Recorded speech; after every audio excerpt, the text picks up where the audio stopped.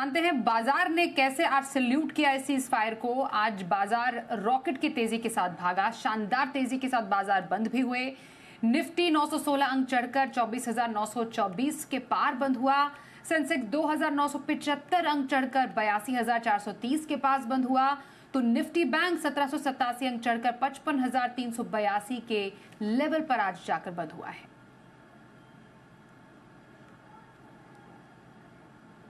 और बाजार पर और ज्यादा जानकारी लेते हैं, कहां पर कैसी हलचल रही बता रही हैं हमारी सहयोगी प्रियंका आनंद। आज बाजार में वन साइडेड रैली थी। दो बड़े रीजन, इंडिया और पाकिस्तान के बीच में सीज फायर और यूएस और चाइना के बीच में हुई trade deal.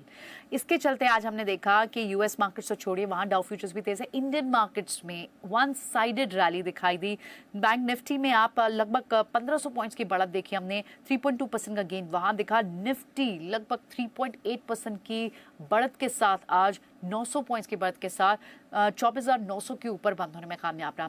Bank Nifty mid cap small cap में भी 4% से ज्यादा का मूव दिखाई दिया। सारे ही सेक्टोरल इंडाइसेस हरे निशान में बंद हुए। टॉप गेनर्स थे IT, reality, metal, energy, pack.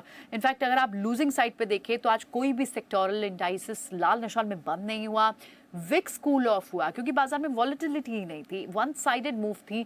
Gap up के साथ खुलने के बाद बाजार में चेस करने का मौका मिला और हमने बढ़त के साथ बाजार को बंद होते हुए दिखाई दिया।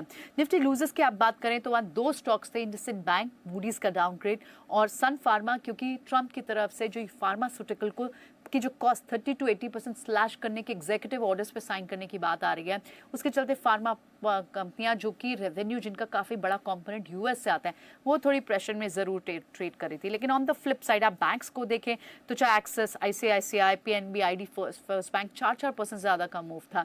निफ्टी के टॉप गेनर्स में Infosys, Shriram finance, Adani enterprise, trend, इन सब का नाम शामिल है। आईटी गेनर्स तो वन साइडेड चल रहे थे, persistent system, Coforge, Oracle, LNT 7 से 8% तक की अप मूव इन स्टॉक्स में थी।